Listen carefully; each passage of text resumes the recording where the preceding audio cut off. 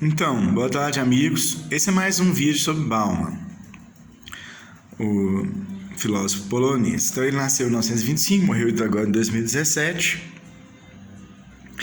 O que a gente pode explicar aqui sobre ele? Eu li recentemente sobre o pensamento dele. Ele começou como marxista, um judeu polonês que fugiu para a União Soviética e depois voltou com o exército soviético. E tem uma memória dele que ele fala que entre 45 e 68 da vida dele foi o sonho do pertencimento, né? O sonho de pertencer à Polônia, mas depois que ele foi demitido em 68, ele imigrou, foi para Israel, depois Inglaterra, nunca mais voltou à Polônia. Então, a modernidade líquida para ele é um conceito que eu já expliquei, que substitui a pós-modernidade. Então, ele começou marxista-leninista, evidentemente ele também aceitava o Stalin, né? Ele começa a fazer uns artigos, ele repensa primeiro a questão do centralismo democrático, ele debate, mas ele aceita no partido leninista. De início, os artigos todos de jornal, as participações em revistas, são a favor das nacionalizações, quer dizer, das estatizações, da reforma agrária, da verdadeira revolução cultural, que era, assim, tentar melhorar os níveis de alfabetização, criar universidades e tal, lá no início da Polônia comunista, né? Ele era ligado ao Partido do Povo Polonês. Ele vai se desiludindo com esse partido, e lá nos anos 60 ele apoia movimentos de intelectuais como Leslie Kolakowski, né, que era colega dele, e movimentos de estudantes.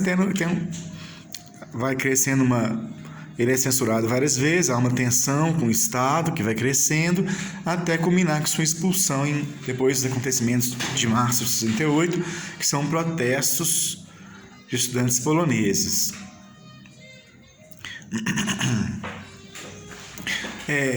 Ele fala que a partir de certo momento ele deixou de ser aquele marxista-leninista e passou a acreditar na praxis humana com os conceitos do Camus e do Gramsci. Então, mas bem recentemente, né? Isso aí foi nos anos 60, foi depois da queda do Muro de Berlim, dessas mudanças com a internet, que ele passou a falar em modernidade sólida e modernidade líquida, né? Então, na modernidade sólida, o indivíduo consome e produz,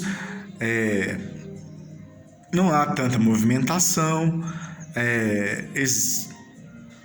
existe o emprego sólido, a pessoa trabalha muitas vezes a vida inteira numa empresa só. Embora ele repense o marxismo até hoje ele se diz marxista. Há quem diga que ele revisa o marxismo. Qual é esse estudioso que eu vi? Darius Brzezinski. Ele explica essa fase inicial, esses primeiros 20 anos do pensamento do Bauman, do Zygmunt Bauman. Explica, por exemplo, que o Bauman abandonou o determinismo da estrutura sobre a superestrutura. O que significa isso? Que para o marxismo-leninismo, e não para alguém como Zé Paulo Neto, né, existiria o que ele fala de determinismo econômico. Então, aqui é uma citação do Bauman aqui. A importância excepcional da produção está relacionada com seu papel determinístico no desenvolvimento da sociedade. A transformação do modo de produção traz embutida a mudança correspondendo à vida social. Aí, 14 anos depois, ele repensa isso. Isso aí nos anos 60, né? Quer dizer, nos anos 50. Aí, 14 anos depois, no começo dos anos 60, ele está no marxismo revisto, uma praxis humana, humanista, pensamento alternativo, cultura heterogênea. Ele está usando esses termos e ele fala assim: um dos grandes mal-entendidos entre as explicações correntes da teoria social de Marx é o desejo de reduzi-lo a um tipo de determinismo econômico.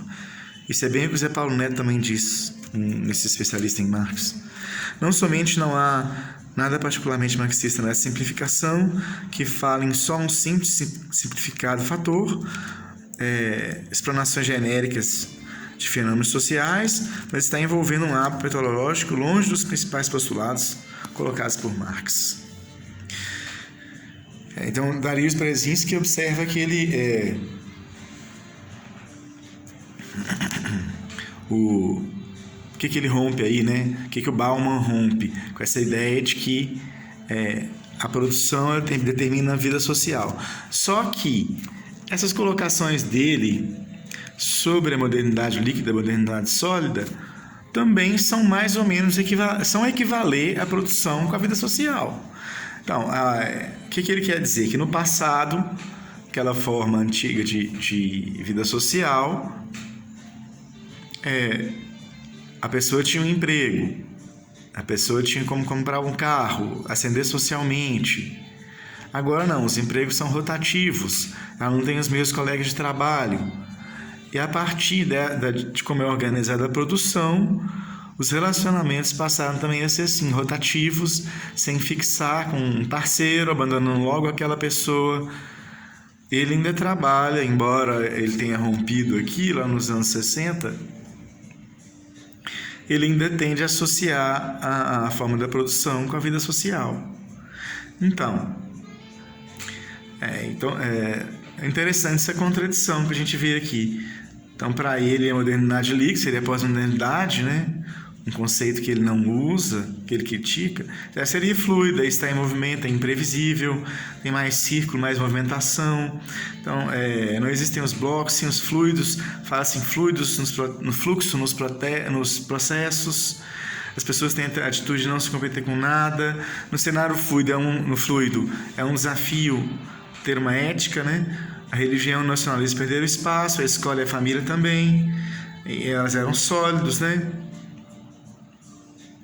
Então, se antes o consumo era para sobrevivência, agora ele é para ser aceito socialmente. Se antes havia mobilidade geográfica trabalhista, agora existe mobilidade geográfica, flexibilidade trabalhista. Se existia durabilidade, hoje existe obsolescência programada. Então, ok, eu acho bom pontuar isso aí. As questões do Bauman são questões a partir de resposta, elaborar um texto a partir dessas colocações, se não me engano. Senão eu volto a isso. Então, obrigado.